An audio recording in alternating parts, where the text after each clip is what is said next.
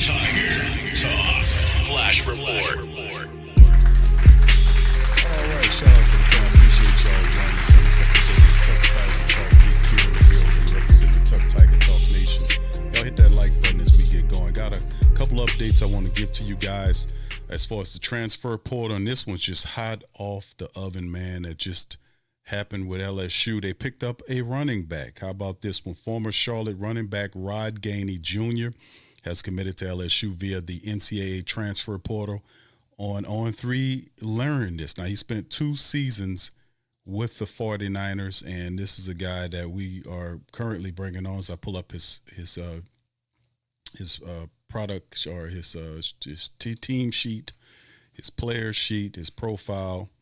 And this is the thing, in 2025 campaign, Gainey had 11 appearances for Charlotte. He recorded a career high 260 yards and a touchdown on 74 carries. He notched 16 catches for 44 yards. As a freshman in 2024, he only played in 2 games. He logged in 34 rushing yards on 10 carries at the time of his commitment to LSU. He was unranked according to On3's 2026 transfer portal rankings.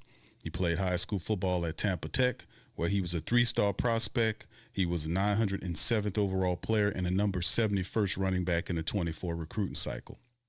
Now, this is according to Rivals industry rankings. Now, he's the 7th player LSU's added to the transfer portal this offseason. He isn't the Tigers' only addition in a running back room. The team also reeled in a commitment from Utah transfer Racine Guillory. We'll go into that momentarily. So there's still a lot of building going on in terms of what we see with LSU and Coach Kiffin as they continue to work the portal to try to find some help for this team. So a lot of stuff going on, the quarterback situation, quarterback room, running back room, help at tight end, and the offensive line room needs some help. So pretty much damn near all of the rooms. You might as well say the entire damn offensive side of the ball could use some help. And we also will be pulling in people from the opposite side as well. So anyway, let's keep it going. Who else did we pick up, man? Shout out to NOLA.com to make mention of it, keeping up with this stuff as well. Stephilian Green got a defensive tackle commit, a rising redshirt star. We get this fellow to come in to help our defense out. And Stephilian is a 6'4", almost 300-pound guy. As you see his player card right there. He started 14 games across 3 seasons at Clemson, and in 2025 he recorded 18 tackles for 2.5 sacks. He's now expected to compete for starter snaps on the interior LSU defensive line. Stephilian Green from Clemson, a player that we'll watch out for. How about a safety? We need some secondary help to kind of keep this thing pushing forward. How about Ty Benefield? This is another guy that we currently had added on to the team. Now, Benefield is one of the top 3 safeties in the portal, according to 24/7 and On3. When he committed to LSU, the rising senior was named first team All Mountain West this past season after recording over 100 tackles, 8.5 for a loss, and 2 picks at Boise State. He has 33 career starts and just 1 more season left of eligibility. So Ty Benefield is coming here to not only just add depth, but he's pushing for a start. A lot of good college veterans are finding their way to LSU. What else did we get? Did we get more help on the offensive side of the ball? Yes, we did. We picked up wide receiver named Trey Brown III. Now, this is a guy we picked up as well. After starting his career at junior college, Brown caught 38 passes for over 700 yards, 4 touchdowns in 1 season at Old Dominion, and Brown averaged over 20 yards. That's right, 20 yards per catch, which ranks 7th in the entire country. He has 2 years of eligibility remaining, and he also received interest from Ohio State, which makes him a good pickup for LSU, a home run hitter. We need people. We need help in that wide receiver room, as you guys can see. All right, how about some more help in the offensive room? How about Malachi Thomas? Malachi Thomas, a tight end, 6'4", 225-pounder, 3-star recruit from Georgia, played primarily on special teams as a freshman before he caught 13 passes for almost 200 yards and 2 touchdowns this past year. His commitment gave the Tigers 4 scholarship tight ends for 2026, so we're looking pretty good there. Moving along. All right, let's keep it going. How about another running back to go along with the guy we just picked up and Rod Gainey Jr.? we picked up this fella here, Racine Guillory, former Utah tailback, 4 years of eligibility left. He joined the Utes as a 3-star recruit per 24/7 Sports composite rankings, took a red shirt for his freshman season, and Kiffin and the staff recruited him when he was in high school when they were at Ole Miss. So they just kind of bringing some of these players along for the ride to LSU. All right, how about another wide receiver? Let's go keep going. This is another wide receiver the team added.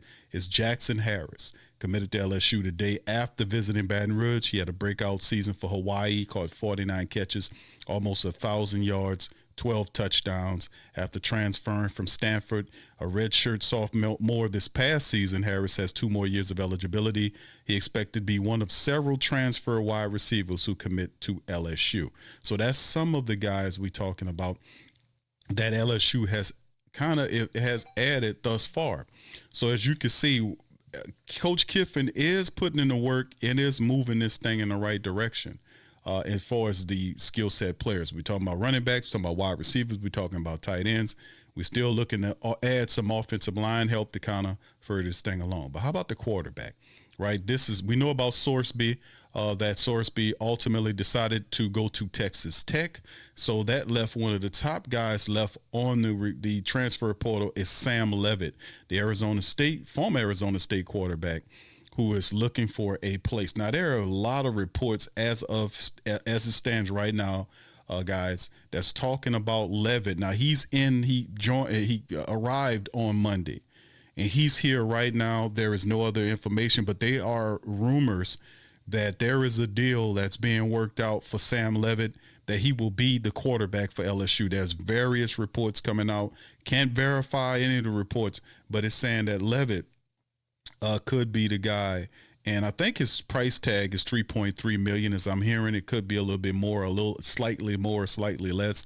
But we're hearing his number is at 3.3 or 3.1, somewhere in that vicinity. So Sam Leavitt's a quarterback that could possibly be the guy. That's what we're hearing. So in his first year as a starter, Leavitt helped Arizona State win its 2024 Big 12 championship and even reached the college football playoff. Remember, that was Cam Scatterboy and Sam Leavitt running around there. Very impressive run. Now, he had over 3,300 plus total yards with 29 touchdowns before he had that foot injury in September this past year, ultimately requiring season-ending surgery. So he's a guy that could really fit well what LSU is doing because he's a dual threat kind of guy, and it's going to be cool kind of watching him how this goes. But according to what we're hearing and what we're seeing now, like I said, it's not at the time of this broadcast, it's not verified, but there is a lot of rumors, a lot of heat, a fire around this, that LSU and Sam Leavitt are in agreement that and it's just not reported on. It's some other stuff working out, but it's we're saying it's close to being a done deal. We'll see if it all pans out there according to the rumor mill cycle. So Lane Kiffin could possibly pick him up, the quarterback he needs. And you guys know the last time we got a quarterback from Arizona State. Y'all know what in his final year here, he won a Heisman, and if he had a defense, we would have been in the national championship that year, no doubt about it, with you know who as a quarterback. So can lightning strike twice in Death Valley? Only time will tell. So with that being said, man, it's a lot of other stuff going on, man, to kind of talk about. Let's keep it moving, man, and talk about some of the people that are visiting LSU, just to give you guys a little information on that. Some of the current guys that are currently visiting us, like I said, Brendan Sorsby visited but committed to Texas Tech. Sam Leavitt, he came for a trip. He has not left, according to reports. And like I said, there could be a deal working out with Sam Leavitt. But besides Sam Leavitt, there are other people to be looking at right now. So let's just kind of get into the breakdown of some of those guys. LSU is expected to host that Kansas State junior wide receiver J.C. Brown. So J.C. Brown's a guy that LSU is supposed to bring in for a visit. This is another wide receiver that LSU is trying to bring in for a visit. He visited on Monday. He had 115 catches, over 1,900 yards, 13 touchdowns during his career high, while averaging 17.1 yards per reception. He received interest from several teams and is posted a picture from Ole Miss practice facility on Monday morning. But this is a guy expected to come in for a visit for Monday. We haven't quite confirmed if he made it in, but this is the next guy in, another wide receiver coming in Brown. And then also, let's talk about this. Sorry about that. Let's also talk about this, fam. Another guy, Iverson Hooks. This is an Alabama guy. A guy from Pike Road, Alabama. Anybody know where that's at? Please throw it in the chat. Got to be in the country place. But UAB transfer wide receiver Iverson Hooks scheduled a visit to LSU between January the 7th and 8th. His agent confirmed that from the Advocate. Now, Hooks will first visit Louisville on Sunday. He has drawn interest from several other schools, and Hooks is a redshirt junior listed at 5'10", 175 pounds. Broke out this past season, 72 catches, almost 1,000 yards, 7 touchdowns. Guy is a blazer as well. You can see he averages 13 yards per catch and could be a good addition. Not just saying that he's a blazer or UAB blazer, but the guy is also very fast, just to be honest with you. So as LSU tries to add several transfer wide receivers, it's already gained 2. We talked about Brown and Jackson Harris, but these are other wide receivers that they're trying to look at, Eugene Wilson and Iverson Hooks. So we'll see exactly what goes on with this as well. But like I said, man, very interesting for LSU as well. Now we talk about Racine Guillory as well. Now other people to talk about as we keep the ship moving is Minnesota redshirt sophomore offensive lineman Khalid Tafaya was expected to visit on yesterday as well, according to a source. Now, Tafaya, who began his career at Washington, let me see if I got a player card for him. There he is, Mr. Khalid Tafaya. So he was there. He was also another offensive lineman, and we talk about building up the offensive line. Another guy that's supposed to come in. He started his career at Washington, played in 3 games this past season. Not many names have emerged on that offensive line yet, but LSU might have interest in former Alabama offensive tackle Wilkin Formby. That's definitely a country fellow right there, 6'7", 324 pounds from Tuscaloosa, Alabama. You can see he's a transfer from the Crimson Tide, and LSU is definitely interested in bringing him in, who's also recruited by LSU offensive line coach Eric Wolford, who is currently on the Lane Kiffin train. So we're going to look to build that up as well. And also to keep the thing going, because we can always use good running backs. LSU rebuilds the running back room. Former UC Davis redshirt freshman running back Carter Vegas also visited over the weekend. Now, Carter Vegas, you can see it right there, sophomore there from UC Davis, the Aggies. Talk about bringing him in for a visit at 445 yards, 5 touchdowns in 8 games. Before he had that season-ending injury, he added 10 catches for almost 200 yards and 2 touchdowns. He said via social media post that he also had visits to Oregon, Cal, and Michigan State. He has 3 years of eligibility remaining on the team. So that's a few things, just going over some of these guys and some of the heavy hitters. How about Chaz Coleman, man, right? Now, they begin the transfer weekend, LSU did, by looking at Chaz Coleman. He came in, he took a picture with the team, according to Advocate. Now, Coleman, who's an Ohio native, was a 4-star recruit in the 25 class. He's listed as 6'4", 220-plus pounds. He recorded 8 tackles, 3 for losses, and 1 sack while playing 9 games. As a freshman, he has 3 more years of eligibility, and ESPN ranks him as the number 9th overall player in the transfer portal. So landing a guy like Chaz Coleman for your defense would be a big get for Coach Lane Kiffin if we can get him. So that's the few of the things that we're talking about, man, going forward. But, you know, the big get is what's going on with Leavitt and the LSU Tigers. We won't know anything about that until later on, and if it pops up, I'll do another report. But as of right now, this is all that is going on in terms of people. Like I said, the latest addition was Rod Gainey, a junior who committed from the University of Charlotte. He's the latest guy to come aboard LSU as a recruit. So that is what we got right now currently, family. Y'all hit that like button as we keep this thing rolling on Tough Tiger Talk. And also, I got a few other things. One more article I wanted to go over with you about. And this one pretty much is talking about Lane Kiffin allowing his offensive coordinator and running backs coach to stay with Ole Miss for the Fiesta Bowl. Now, a lot of people thought Lane Kiffin will kind of get a little petty and decide, hey, man, we're not going to do that. We're not going to do that, but he's allowing it to happen. So, and like I said on the previous show, and my take is Lane Kiffin offered, even though he was going to take the job, for LSU, he offered the athletic director the option of allowing him to finish his season as the coach. Let me go ahead and finish coaching the team. I'm deciding to leave. The athletic director told Kiffin no. He told him no. So whatever happens in terms of Lane Kiffin's staff, whether these guys work for Lane Kiffin, and they have to ask his permission if he's the coach, if he's the head coach. And if he says yes, then it's yes. If he says no, it's no. You got to find another way. But when that happened and they said, no, we're going to make Pete Golden the guy, then Pete Golden's supposed to have a backup plan if these guys can't coach. This is a really weird situation, to be honest with you. But the bottom line is it happened. And the AD put him, because the AD was saying that they did not want Lane Kiffin to be in position to steal their players. Now, he'll get a couple of the players. Obviously, he won't get Trinidad Chambliss, who signed a deal to remain with Ole Miss, as well as Lacey, the running back. So those two guys will stick and stay with the Crimson Tide. And the backup quarterback, Simmons, he went somewhere anyway else too. So those guys are going to be gone. So whatever Lane Kiffin is going to do, it won't be with former quarterbacks from Ole Miss or Lacey, the running back. You might get a few other guys, but those two guys are going to remain with Ole Miss. Now, as far as the coaching is concerned, that's a whole nother thing. But let's listen to what Paul Feinbaum, who's been highly critical of Lane Kiffin, hear what he had to say about this situation. Here we go. Terrible, Greeny. There's no way around it. And he continues to try to look better, and everything he does seems to fail. We talked last week. He wanted to go to the Sugar Bowl, sit with the governor, go on ESPN.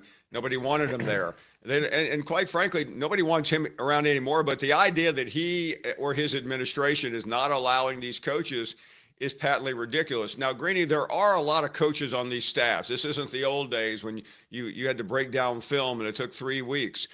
You have so many different analysts, including, how about this? I'm going to try not to get a laugh here in the other room, but Joe Judge is on the Ole Miss staff. He's a good coach if you're an Ole Miss fan. If you're a New York Giants fan, you're probably going to get that guy away from my team as fast as possible. But the point is, there are a lot of layers to this, but Charlie Weiss Jr. is the key. He's the offensive coordinator. He's the one that makes this engine tick. So that is right here when you talk about what you heard from the likes of Feinbaum, which he has some points, but the point of the matter is simply, it's just what it is. I mean, like I said, all that and never a mention about the athletic director. If the man can go wherever he wants. Now, she should have. My criticism to him is he should have told the players. That's true. But in terms of that, he can go wherever the hell he wants to go, and those are his coaches. So when he asked the AD, "Hey man, let me coach," he said no, and then wanted to push him out so he don't take any more of his coaches and players and all this kind of stuff. It became personal. If it's business for him to take the contract, let him take it. But I promise you, if you allow Lane Kiffin to stay and coach, at least he leaves by giving you a championship. Why would you push him out of the door so soon? That's the thing I'm talking about. Then want access to his coaches. You're saying we need these coaches those coaches belong to LSU, meaning they work for LSU. They work for LSU now. They don't work for you anymore. Now, if they're on loan there, that's because he says, okay, I don't have a problem with that. But he can be petty. He can be real petty. He gave you the option of that. Now, with that being said, a lot of these coaches, this transfer portal recruiting time, a lot of these coaches have been talking to players that are in this, and they're helping out with the recruiting process. So, it's a very weird position nonetheless. But in the end, we'll see how it all goes. But as you can see, the report clearly indicates that he will allow Charlie Weiss Jr.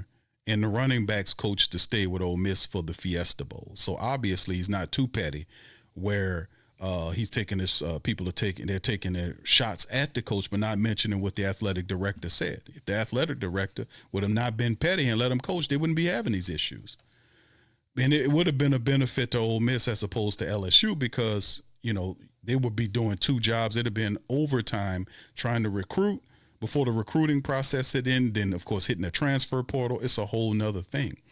But LSU administration allowing offensive coordinator Charlie Weiss and running backs coach Kevin Smith to continue to coach, right? against, with Ole Miss in the semifinal against the number 10th Miami Hurricanes in the Fiesta Bowl. This is confirmed today. So sources say Weiss and Smith, who are following Ole Miss head coach Lane Kiffin at LSU, flew to Baton Rouge on Monday for recruiting visits and then returned to Oxford, Mississippi later that night. So they're working to piss out that jet. The Rebels are scheduled to fly to Scottsdale, Arizona on Tuesday for the biggest game in the program's history on Thursday night. So their focus is winning the game. That's what Keith Carter, this is the dude that told Lane Kiffin, no, you can't coach it no more, but let me keep your people. Charlie has been awesome juggling 2 high-profile jobs. He's been incredible. We have no complaints. There are uncertainty over which coaches joining Kiffin at LSU will continue coaching the Rebels in the college football playoff. Tight ends coach and co-offensive coordinator Joe Cox, receivers coach and passing game coordinator George McDonald aren't expected to coach in the Fiesta Bowl. The sources said Cox and McDonald helped coach Ole Miss in its first 2 college football playoff games, victories against Tulane and Georgia. They have every opportunity like they have up to this point to be able to make that decision. That's what Pete Golden said. So in week in and week out, I don't dictate whether they do or not, because you can't. It ain't up to you. But because they're not employed by me, exactly, up to this point, that's how it's been, and that's my expectation. Further complicating discussion between LSU and Ole Miss were tampering allegations against former Rebels coaches made by Walker Jones, an Ole Miss NIL collective director, saying it's just personal crap. It's unfortunate what has been going on with our players and our former head coach and staff, Jones told Yahoo last week. Having to deal with the pressure of making future decisions while trying to prepare for a playoff run is not a sustainable mold. Just imagine if you hadn't made it. Just imagine if you hadn't made it. Yes, does a bad calendar, a lack of true oversight hurt, of course, but so does poor character, lack of respect for our former employer and players. That being said, we're prepared and effectively dealing with first-of-its-kind complicated situation. There was widespread speculation that the Tigers might be targeting Ole Miss quarterback Trinidad Chambliss and tailback Quan Lacey if they entered the portal, and this is the truth. But Chambliss and Lacey both signed new NIL deals to remain with the team for 2026. Contingent upon the NCAA approving its waiver for the 6 year of eligibility. A lot of people think that they will. See, the NCAA Committee on Student Athletic Reinstatement has yet to issue a decision. They hope to hear back from them in the next 7 to 10 days. The Tigers were also targeting Ole Miss kicker Lucas Canario, who set an all-state Sugar Bowl record 56-yard field goal and kicked the 47-yarder in the Rebels' 39-34 upset of Georgia. But Ole Miss announced Monday that Caronero has signed a new deal to stay with the Rebels. So you see the game? The game is anybody that Lane Kiffin wants will pay you. But it's just funny how this is working out. Golden suggests that Ole Miss situation was no different than the other teams who had coordinators and assistants leaving for other jobs, even though the Rebels have more at stake than most of those teams. I don't know. Do you know if you're going to show up at work tomorrow? Golden said.